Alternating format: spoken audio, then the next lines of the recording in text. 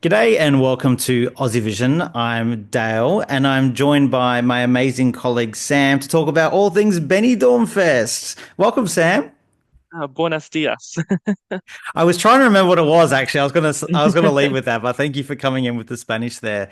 Now, look, we had quite the dramatic national final this morning, as it always is in Spain for Benidorm Fest. Before we get to the actual winner itself and the other ones, I mean, what did you think maybe about the overall show and maybe overall Benidorm this year? Yeah, so I thought, as always, the production was really good. I felt, everyone, had really strong production. I did think, though, there were a lot of, up-tempo songs, and I feel like maybe perhaps that cancelled a few of them in the results, and I also felt the producers definitely set someone up to win at the end. But I think overall really good. I did feel I was a little bit confused by some of the very sort of old-fashioned and dated interval acts. Maybe I'm missing something in Spanish culture. But overall it was great. And as always, I'm a big fan of Ruth Lorenzo. So always great to see her hosting and participating in a Eurovision event. So overall, a very strong show. Yeah.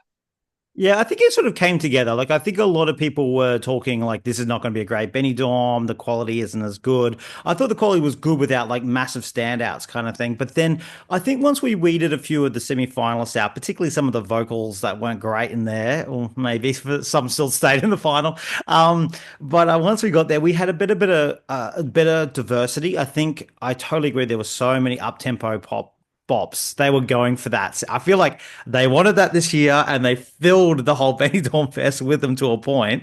We lost a few, so I thought we had a couple of ballads in there today, just kind of to round it out a little bit. So I was happy with it. I agree. The hosts were fantastic. I thought they did a great job, and the crowd was pretty well behaved this year.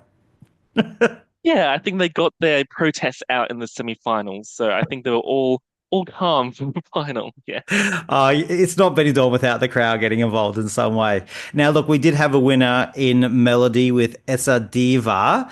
I think third in the public, but only by a couple of points. And The third then, in the jury, was it? oh, sorry, third in the Yeah. jury, No, and all only good. by a couple Sorry. of points, and definitely won the public. What Yeah. did you think about this taking out the victory, Sam? Well, as I alluded to in the preview video, yeah, I was rooting for this one. I thought by far the best and incredible staging, like, with the trapeze at the start and then she falls on the floor, the 360 camera angle. And I love how she grabbed her ponytail and whips it around for the final few seconds. That was great. I thought her dancing was up to Chanel level. It was that good. And no vocal issues in the bridge like in the semi-final. I know, Dale, you think that's very iconic moment. Yeah, so I thought she was definitely the standout, and as I thought, Lucas Boone was the only ballad, and they put him right before her. So I felt like the producers were definitely setting her up for a good result.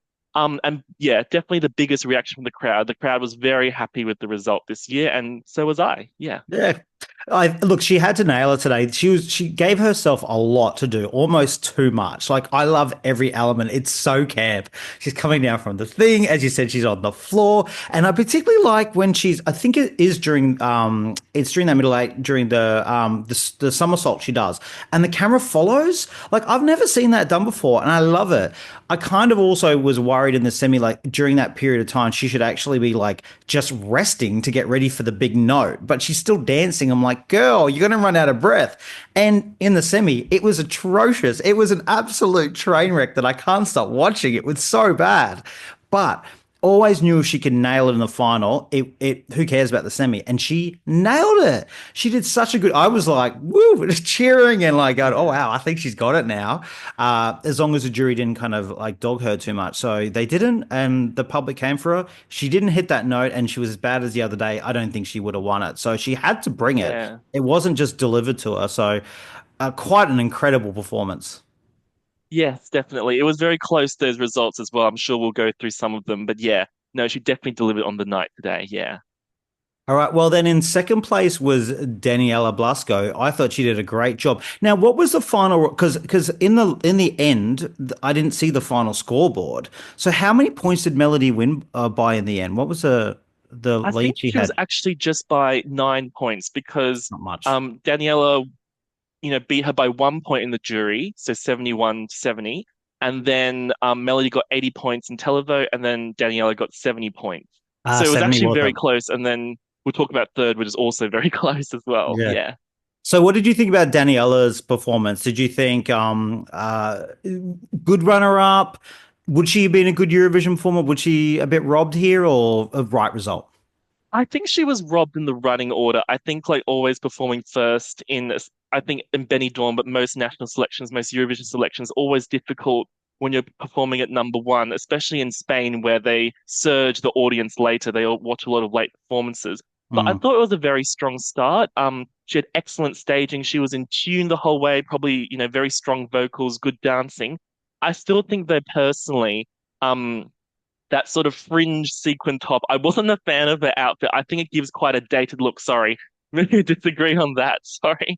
But I think it just adds a bit of a dated look. And the final 30 seconds, I know it's supposed to, increase in pace, but I still felt it was a little bit disjointed. So, but she'd definitely been surging with the bookies, after her semi-final performance. Some people thought she might have won the semi. She was the dark horse going in. And she gave Melody a good run for her money, but personally, I'm happy that Melody took it out. Yeah. Yeah, I was quite impressed with this. I didn't think too much of it in the lead up, but I thought this could lend itself to a live performance as she brings it. Because it had even like a little bit of Beyonce crazy in love to start with in the way she kind of comes out too. And she did a great job. I do actually, even though I love the fringe dress, I do know what you mean because it's actually a far more contemporary number than Melody is. So to actually differentiate herself and go, hey, I'm young, I'm modern, I'm fresh, compared to Melody, which is probably a bit more of a dated kind of song. I mean, I love it. So she could have stood out that way. I thought I would never have said it going into the lives that she would have been a great selection as well. And I thought she had a real chance of actually winning the whole thing. And in the end, she almost did. She almost snatched it, which would have been, I don't think a shock, but a minor surprise, I think, if she'd beaten out those other two in terms of Melody and KBello. Yeah, definitely. So we go to third place. The male in the running here. Males can't seem to win Benidorm Fest. They also always seem to kind of drop off a bit. We've had a lot of these type of songs in the past. Arde, Caliente, and then we had VIP this time. But he could only manage third place despite winning the jury. So the juries didn't dog him. What did you think of his performance and where he finished? Yeah, I know you've been talking about in some of your preview videos, you've been getting behind this one, and I really am the same as well. This was my favorite in the studio version as well. Um, the staging actually reminded me a bit of some of Liamo's Melfest staging, with the dim lighting, dark staging, and those dances. I really enjoy the track. It's by far my favorite studio version out of the bunch. But I thought some of the dances and their outfits seemed a little bit messy and not as sharp as some of the other entries. The lights on the hands of the dancers I thought was a bit weird. And one of the female dancers kept smiling throughout the performance, which I know she's really enjoying it, but it kind of ruined the mood a little bit. But I'm glad that the juries made this the winner. I think maybe because it's the most contemporary song and package, I think. But yeah, I did think if it was going to go to Eurovision, they definitely needed to clean a few bits up with the production and all that. But, third place still really good, I think. Yeah. I would have absolutely, if they'd won, I would have ripped the whole staging apart and started again. And I think ultimately it has cost him. I wouldn't say his vocals were, they're not bad. It's just a bit of an interesting tone to it. It just, yeah, I don't know. Like, even a bit of more backing might have helped him a little bit. Like, he's not bad. He's not like the greatest vocalist you'll ever hear, but he does a solid job of it. But I kind of never really understood the staging concept. Very Melfest, very, very Melfest. And it almost you could really because of the dim lighting. I mean, you could barely even see him in focus a lot of the time, and every time that the camera sort of got to him, and it's not just because he's like ridiculously handsome, but he connects with the camera. The camera loves him. People want to connect with him, and I felt hard to connect with him throughout a lot of the song. So he was almost other than the song itself, the best part of the whole staging, and they didn't make the most of him. So I found it a little confusing, even though there were some nice moments. I think ultimately, I think it's cost him. I think staging's cost him winning because Melody blew him out of the water because she brought everything, literally everything. Yeah. Yeah, I have to agree with you. I think we're agreeing on that one by for sure. Yeah, it could have because yeah, he was I think only 7 points behind Daniela. think like 16 points behind Melody. Every point counts in Benidorm Fest. It's so close to the top. So yeah, maybe the staging did cost him, as you said. Yeah. So, in terms of the other songs that were in there, did you think anything else? I mean, it seemed a bit of a top three. I mean, actually, just before we get to the other songs, very interesting to see the top three in the jury and the public be the same, not in the same order. I think that might be a first for Benidorm Fest. I mean, do you think, therefore, these three just were a stand out? They just stood out against the rest of them? Were they that far in front? Yeah, I do think so. I mean, I think I'd briefly like to talk about La Chispa, which was the favorite going in. And she ended up not doing really well. I think coming fifth, in everything. I think televote jury overall was probably a bit of a disappointment for her. Like, I think the staging is interesting and the crowd certainly seemed to like it, but she just has, again, that vocal timbre that's almost painful and irritating to listen to. So I think yeah, those three were the runaways. I personally, like Couvert, that's sort of, my sort of music. But yes, and I think I'm a Queen was also pretty good. But yeah, I think those three were probably the standouts, and the producers in the running order first, sixth, and eighth were really setting them up for success. Yeah.